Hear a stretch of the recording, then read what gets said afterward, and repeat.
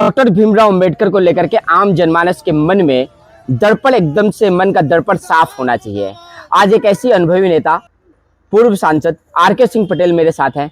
आप सुनिएगा इनकी वो बातें कि आखिरकार अंबेडकर का संघर्ष क्या था और अंबेडकर को लेकर के जो आम जनमानस के मन में है वो कितना स्पष्ट होना जरूरी है। गृह मंत्री अमित शाह के बयान पर आपका क्या कहना है कि उन्होंने अपमान किया है या फिर कुछ और बात थी? देखिए, भारतीय जनता पार्टी और भारतीय जनता पार्टी के नेता माननीय प्रधानमंत्री जी, माननीय अमित शाह जी, माननीय मुख्यमंत्री योगी आदित्यनाथ जी या जो भी हमारे नेता हैं, कहीं भी बाबा साहब अम्बेडकर को कोई जो विषय है उसमें कहीं भी किसी तरह का कोई उनके प्रति हर तरह का सम्मान, हर तरह का उनका सद्भाव है।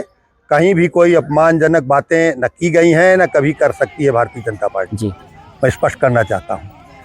आज तमाम लोग, राजनीतिक पार्टियां डरी हुई हैं कि जो इस देश में बाबा साहब अम्बेडकर के नाम पर एक दलित वोट इकट्ठा करके और उनको लेने की होड़ लगी हुई है। और इसीलिए आज तमाम पार्टियां, कांग्रेस पार्टी आज बाबा साहब अम्बेडकर के नाम पर, नजरिए से देखते हैं अम्बेडकर को? कांग्रेस पार्टी बाबा साहब अम्बेडकर के नाम पर आज पूरे देश में ढिढोरा पीट रही है। लेकिन वही कांग्रेस पार्टी अपने इतिहास पे बैक पे देखे तो भारतीय जनता पार्टी आज बाबा साहब अम्बेडकर को पंचतीर्थ बना करके उनको जब सम्मानित करने का काम किया, भारतीय जनता पार्टी बाबा साहब अम्बेडकर के नाम पर तमाम योजनाएं चलाने का काम कर रही है, तो आज कांग्रेस पार्टी को दर्द हो रहा है। कांग्रेस पार्टी ने सदैव से बाबा साहब अम्बेडकर के साथ छलावा किया, धोखा किया।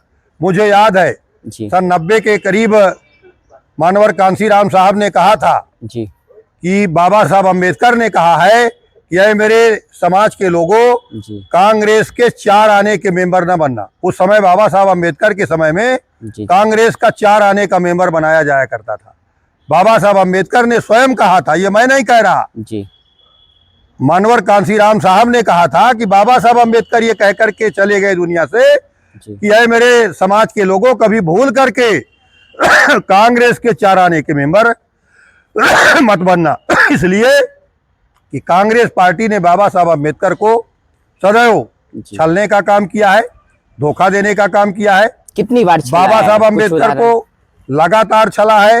पहली बार बाबा साहब अम्बेडकर जब महाराष्ट्र की सीट से चुनाव लड़े तो बाबा साहब अम्बेडकर के खिलाफ बाबा साहब अम्बेडकर के सहयोगी, उनके सिपह सालार वहाँ पर कजरोरकर को, जो नारायण दास के नाम से उनका नाम था, उनको लड़ा करके और बाबा साहब के खिलाफ कजरोरकर का प्रचार करने पंडित जवाहरलाल नेहरू 2 रैलियां करने गए बाबा साहब अम्बेडकर को हराने के लिए। आज कांग्रेस पार्टी कह रही है हम बाबा साहब अम्बेडकर के अनुयायी हैं, लेकिन बाबा साहब अम्बेडकर को लोकसभा में आने से रोकने के लिए पंडित जवाहरलाल नेहरू 2 सभाएं करके उनको हराने के लिए गए थे और बाबा साहब अम्बेडकर को वहां से हरा दिया गया।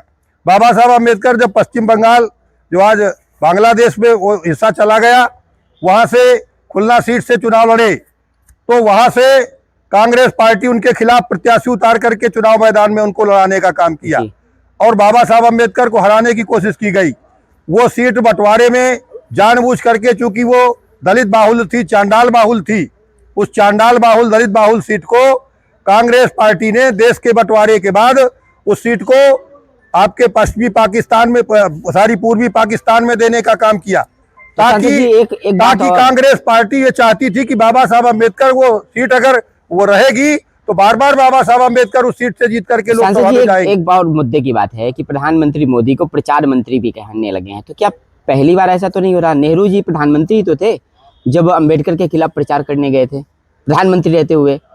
देखिए, नेहरू जी प्रधानमंत्री रहते बाबा साहब अम्बेडकर के खिलाफ प्रचार करने गए।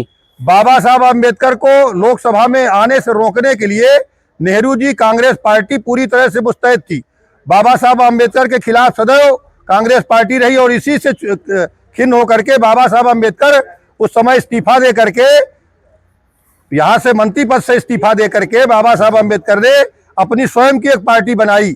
बाबा साहब अम्बेडकर अपनी पार्टी बना करके कांग्रेस के खिलाफ खड़ा किया, लेकिन बाबा साहब अम्बेडकर बहुत दिनों तक आगे नहीं रहे। इसलिए बाबा साहब अम्बेडकर के खिलाफ सदैव कांग्रेस पार्टी खड़ी रही है।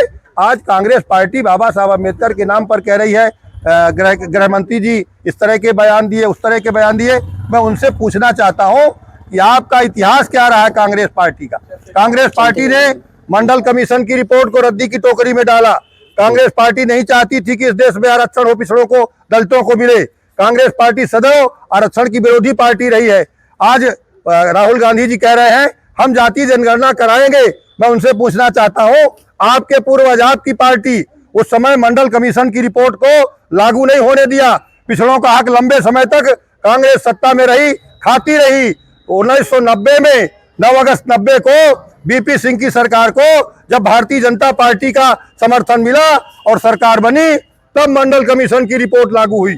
इसलिए मैं उनको सावधान करना चाहता हूं, इस देश के दलितों पिछड़ों को, कि ऐसी कांग्रेस पार्टी के बहकावे में नहीं आने की आवश्यकता है। कांग्रेस पार्टी झूठी पार्टी है। क्षेत्रीय पार्टियों के खिलाफ भी आपका दलितों पिछड़ों को स्पष्ट संदेश है। देखिए, क्षेत्रीय पार्टियां आज जो है वो ईडीए पीडीए बनाने का काम कर रही हैं। उनका कोई वजूद नहीं है।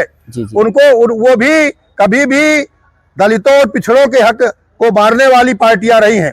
लोकसभा में जब दलितों के रिजर्वेशन पे प्रमोशन का आरक्षण वाला जो कानून था वो पास हो रहा था, उसको फाड़ने का काम इस देश में, इस लोकसभा में यही क्षेत्रीय पार्टी ने किया है। इसलिए ऐसे लोगों से सावधान होने की आवश्यकता है। तो कुल मिलाकर के सावधान होने की आवश्यकता। बहुत दहाड़ करके बोले हैं। बुंदेलखंड के शेर के नाम से जाने जाने वाले पूर्व सांसद आरके सिंह पटेल ने गृह मंत्री अमित शाह के उस फैशन वाले बयान के ऊपर बहुत ही विस्तृत बात कही है। देश के दलित पिछड़े समाज से और देश की सर्व समाज की जनता से भी उन्होंने बहुत बड़ी बातें कही हैं। तो कुल मिलाकर के बने रहिएगा लगातार फुल स्टॉप में मेरे साथ।